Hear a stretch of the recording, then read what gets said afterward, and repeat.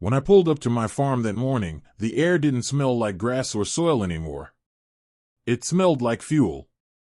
Tall steel tanks stood where crops used to grow. Thick pipes ran across my land like veins. Bright red warning signs screamed flammable, NO open flames. And right in the middle of it all, trucks were refueling, less than a few hundred feet from homes. I stepped out of my car, still trying to understand what I was seeing, when a security guard blocked my path. "You can't be here," he said. "This is a regulated fuel storage facility." I told him, calmly, "This is my land." He didn't even hesitate. "Not anymore." Then the HOA president showed up, calm, confident, smiling like this was already over. "Your property was absorbed into community infrastructure," she said. "Everything here is fully approved." Approved. As a fuel tank hissed behind her. As kids rode bikes down the street next to it. As one spark, one mistake, one leak could turn this entire neighborhood into a disaster zone. Neighbors watched from their porches. Fire trucks drove past without stopping, like this nightmare was normal. That's when I realized something. They didn't just steal my land. They built something dangerous on it. And what they didn't know was that I wasn't just some landowner they could ignore. I was the last person they should have crossed. Before we go on, drop your city or country in the comments. I want to see how far this reaches. If you believe accountability matters, hit like and subscribe. My family's farm had been in our hands for generations. Rolling fields, old oak trees, and a small creek running through the middle, a place that had been my sanctuary since childhood. I left for a couple of years, trusting that everything would remain as it always had. Records were in order. Property deeds were clean. The county had my name listed as the rightful owner. I never imagined that, in my absence, a storm was quietly brewing. The HOA in our area had grown aggressively over the years. What started as a neat, orderly neighborhood association had transformed into a bureaucratic machine, claiming authority over anyone who crossed its path. Neighbors whispered about their efficiency and rule enforcement, but no one had ever dared to stand up to them, not really. When I returned, I noticed small changes first. Roads slightly altered, new gates installed, and signs claiming private community property in areas that had always been open farmland. I brushed it off, assuming it was just routine neighborhood development. But something didn't feel right. I decided to check county records. Everything still showed my ownership. No sales, no easements, no approvals. I thought, if they're crossing legal lines, it's only a matter of time before someone notices. But I had no idea how far they had gone, or what dangerous infrastructure they had erected while I was away.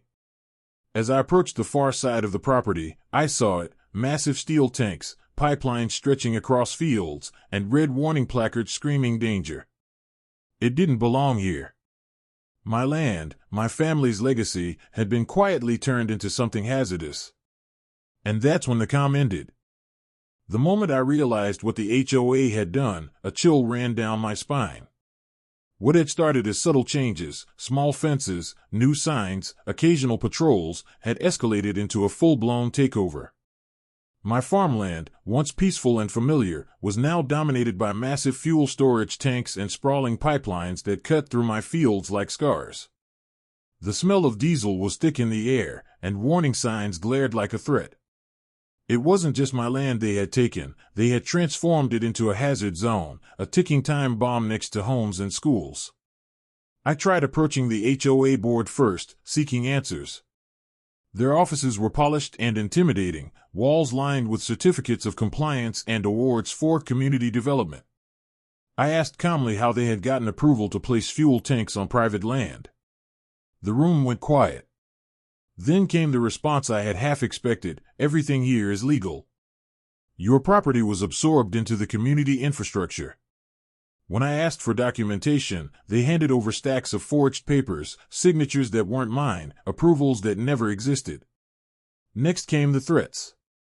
Letters arrived daily, fines stacking up, accusations of interfering with community safety. The HOA president herself called, voice syrupy but cold, "You need to stop trespassing." This is no longer your land. I could feel the walls closing in. Friends suggested I sell quietly, lawyers advised caution. Every attempt to appeal to local authorities was stalled. County clerks promised reviews pending, environmental offices delayed inspections, and the community whispered in fear. Everyone assumed the HOA had absolute power. But the danger wasn't just bureaucratic. Trucks refueled daily on my land, hoses snaking across fields. Neighbors' children rode bikes dangerously close. The local fire department drove past, sirens silent, as if this disaster waiting to happen were normal. I walked the perimeter, documenting violations, fuel tanks exceeding residential limits, pipelines dangerously close to creeks, no containment measures. Every day, I felt the weight of imminent catastrophe. They flaunted power openly. At the next HOA meeting, they laughed at my concerns, labeling me paranoid and uninformed. I was publicly humiliated, trapped in a narrative they controlled. Fines were sent, threats escalated, and their legal team flexed authority like it was untouchable. Even neighbors began to question my sanity because the HOA had crafted a facade of legitimacy. By now, the facility had become a symbol of their audacity. Steel tanks gleamed in the sun like monuments to control. Pipelines snaked across fields, pipelines that carried not just fuel, but fear. The longer I waited, the more the risk grew. One spark, one accident, and it could devastate the entire community. Every day I stayed silent, I realized they were daring me to act. And that's when the pattern became clear. The HOA wasn't just stealing land, they were testing boundaries, abusing bureaucratic loopholes, and relying on the assumption that no one with real authority would intervene. They believed they were untouchable. They believed I was powerless. But the storm was coming. The tension hit a breaking point when the HOA's audacity escalated beyond paperwork and threats. By now, the fuel storage facility sprawled across my land like an industrial fortress. Trucks roared in and out every day, workers scurrying beneath massive tanks and pipelines, while children played dangerously close on neighboring streets. I could see the worry in their eyes. Parents whispered about safety hazards, but fear kept them from speaking up. The HOA thrived on that fear, controlling both the land and the narrative surrounding it. I tried one last time to reason with them formally.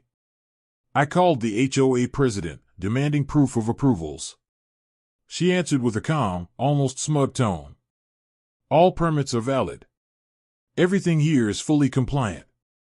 You are trespassing. I reminded her that county records still showed my ownership, that no environmental review had ever been approved, and that the facility exceeded legal fuel capacity limits. She laughed, as if my objections were the ramblings of someone who had lost touch with reality. Threats escalated, fines piled up, legal notices arrived daily, and security patrols began monitoring my movements. Every step I took on my property was scrutinized, recorded, and questioned. It was psychological warfare. Even my allies started to doubt. Some suggested selling quietly, arguing it wasn't worth the fight. Lawyers hesitated to take my case, wary of tangling with the HOA's experienced legal team. Neighbors stopped speaking to me openly, fearful of retaliation or being implicated. I felt the isolation pressing in like a physical weight. Yet the facility continued expanding, pipelines weaving deeper into my land, tanks stacking higher, the hazard growing daily. Every day I drove by, I saw the risk magnify. One spark could trigger a catastrophe. The HOA took every opportunity to publicly humiliate me. At a community board meeting, I tried to voice my concerns, citing safety codes and zoning laws. They interrupted, laughed, and painted me as the troublemaker. The president leaned back in her chair, a smug smile on her face, as if to say, "Your opinion doesn't matter here." It wasn't just about land anymore. It was about power, control, and intimidation. The HOA used every bureaucratic tool they could, forged signatures, false permits, and manipulated inspection schedules. They treated legal boundaries like suggestions, assuming no one with real authority would notice. Meanwhile, the public saw only the polished veneer, community improvements, efficient management, safe operations. Behind the scenes, the reality was dangerous, illegal, and escalating. I documented everything meticulously: photographs of tanks, pipelines, trucks, and warning signs. I logged conversations, saved emails, and tracked violations. But it felt like shouting into a void. The HOA had created a sense of inevitability, a feeling that resistance was futile. My calls to county officials yielded polite delays. Environmental offices promised reviews that never materialized. Even the local media seemed uninterested, convinced by HOA messaging that this was routine community infrastructure. Despite the isolation, I refused to yield. Every fiber of my being knew this could not continue. The community's safety was at stake, and my land had been overtaken by those who had no authority to act. I realized the HOA wasn't just trying to control property, they were testing limits, seeing how far they could push someone without consequences. The turning point came when I obtained an internal inspection request filed months earlier. The HOA had deliberately avoided federal oversight, yet the facility's design violated multiple safety and environmental regulations. One accident, one leak, one spark, and the neighborhood would have been devastated. Their confidence, their arrogance, had blinded them to one critical fact: I knew the rules. I wasn't just a landowner, I understood the system from the inside. The conflict now reached a tipping point. The HOA had pushed, humiliated, and threatened me at every opportunity. They believed they were untouchable, operating above the law, playing God on my property. They thought silence and intimidation would win. But I was no longer just reacting, I was preparing. Because soon, they would discover that the person they underestimated was also the person legally empowered to shut it all down. By the time I had compiled all the evidence, the HOA had reached a dangerous level of arrogance. Trucks rumbled across my land daily, workers scurried beneath tanks, and pipelines snaked closer to creek beds and homes. Yet they believed no one could stop them. They were wrong. I had been quietly reviewing every permit, inspection, and communication tied to the so-called approvals. That's when the truth hit me: the HOA hadn't just bent rules, they had fabricated them entirely. Signatures on permits weren't mine. Environmental reviews didn't exist. The emergency infrastructure exemption they claimed? A complete forgery. Every legal thread they had relied upon was fake. They had constructed a ticking time bomb on my property, all while presenting a polished veneer of legality to the public. The most shocking part: their actions had unknowingly triggered my professional responsibility. Years ago, I had helped design the very compliance framework that governed fuel storage, zoning, and environmental safety. I wasn't just a landowner, I had the authority and legal knowledge to identify violations that most inspectors could miss. And, in this case, the violations were massive, blatant, and dangerous. I contacted the appropriate federal and state authorities quietly, providing my documentation and detailed analysis of the HOA's illegal operation. Every inspection report, every permit forgery, every environmental violation was cataloged. It was irrefutable. They believed they were untouchable, but they had accidentally built their entire operation under the nose of the one person legally empowered to enforce a shutdown. Then came the critical moment. I requested a formal inspection under my authority, citing federal and state safety regulations. The HOA received notice: someone with the legal power to shut them down had taken action. Panic spread through their ranks. Trucks slowed. Workers hesitated. The president's confident smile faltered for the first time. They scrambled to justify their actions: claims of miscommunication, emergency necessity, and even temporary permits. But the evidence didn't lie. Red flags, forged approvals, and unsafe conditions were all documented, undeniable. What they hadn't counted on was that the person enforcing these laws wasn't just an outsider. I was embedded in the system. I understood every loophole they tried to exploit, every legal maneuver they believed would protect them. In one meeting with the HOA board, I presented the findings calmly, almost as if I were offering them a final courtesy. I laid out the forged documents, the zoning violations, and the safety hazards. I watched the room go silent as realization set in. They had assumed their power was absolute. They had assumed I was powerless. And now, the tables had turned completely. Neighbors watched from their porches as tension filled the air. Whispers of disbelief circulated. How did he know? How can this be legal? The narrative the HOA had carefully constructed, that this was all compliant, safe, and routine, unraveled in minutes. The people who once feared them now saw clearly, the HOA had acted recklessly, illegally, and dangerously. The twist was complete. The very person they had tried to intimidate, silence, and humiliate was the only one who could legally stop them. Their operation, built with confidence and arrogance, was about to be shut down by a signature they hadn't even considered. And in that silence, heavy with fear and tension, I realized they had crossed a line that couldn't be undone, and justice was about to arrive in full force. The morning the shutdown order took effect, the tension in the air was almost palpable. The sun glinted off the massive steel tanks and pipelines, making them look like monuments to the HOA's hubris. Trucks idled nervously, their drivers glancing around as if expecting an unseen force to descend. And in a way, that's exactly what happened. Federal inspectors arrived first, clad in safety gear and carrying detailed checklists. They walked the property with deliberate steps, documenting every violation, every forged signature, every hazard.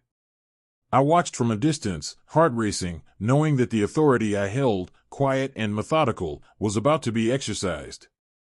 When the HOA president arrived, her confidence faltered immediately. The polished smile, the calm tone, the smug assurance, all gone. She tried to rally her team, waving documents, insisting that the facility was fully compliant. But the inspectors ignored her, methodically tagging tanks, posting red warning notices, and instructing crews to shut off pumps and lock down pipelines. Security guards who had once blocked my every move now stepped aside. Neighbors gathered cautiously along the perimeter, cameras and phones in hand, as if witnessing history unfold in slow motion. The reality of the situation hit them all at once. This wasn't a bureaucratic disagreement or a minor zoning dispute. This was a full-scale illegal operation coming undone, and the person enforcing it had been quietly waiting for the right moment. The president attempted one last desperate negotiation. "We can comply immediately. Give us a chance," she pleaded, her voice rising, trembling slightly. But the inspectors were unmoved. The violations were too severe, the danger too great, and the order, my order, was legally binding. One by one, the tanks were tagged, the pipelines shut down, and the entire facility was sealed off. Trucks were ordered to leave. Workers paused mid-task, unsure of what to do next. The HOA board members looked around in disbelief, realizing that their confidence and arrogance had led to public humiliation. Neighbors whispered among themselves, astonished at the sheer scale of the operation that had been hidden in plain sight. The president finally turned to me, eyes wide with shock. You signed this?" she asked, voice trembling. I simply nodded, the weight of authority heavy in the air. For the first time, she understood the full extent of her miscalculation. She had underestimated the one person who had the legal power and knowledge to stop them.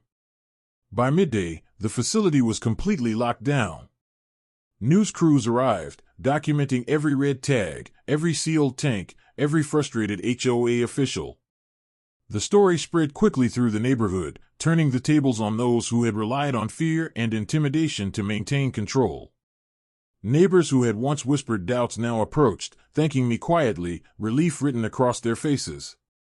The climax was not just the physical shutdown of the facility, but the complete collapse of the HOA's authority. The red tags, the inspectors, and the legal documentation were more than symbols. They were a public reminder that power without accountability is temporary, and arrogance has consequences. As the last truck left, I walked my land, taking in the quiet after the storm. The tanks loomed silent, the pipeline still, and the HOA president retreated, defeated and humiliated. What they had thought was untouchable had been dismantled in a single, decisive legal action. Justice, finally, had arrived. With the HOA's fuel storage facility shut down, the land slowly began to return to its original state. Tanks were removed, pipelines dismantled, and the hazardous equipment was safely hauled away under federal supervision. The smell of diesel was replaced once again by the familiar scent of soil and grass. Neighbors cautiously returned to their yards, relief written across their faces, grateful that a potential disaster had been averted. The HOA president and board faced legal consequences for their reckless actions. Fines were imposed, permits revoked, and several board members resigned quietly, their confidence shattered. The community, once intimidated by their power, now understood the importance of accountability. What had seemed untouchable was exposed as flawed, and justice was served in plain daylight. As I walked my land, seeing crops stretch under the sun and the creek flowing peacefully, I reflected on the lesson learned: silence is not weakness, preparation is not patience wasted, and truth always has the power to dismantle even the most audacious abuse of authority. This was more than a personal victory, it was a reminder to the entire neighborhood: power without accountability is temporary, but courage and knowledge endure. The land was restored, safety was restored, and justice, finally, had spoken.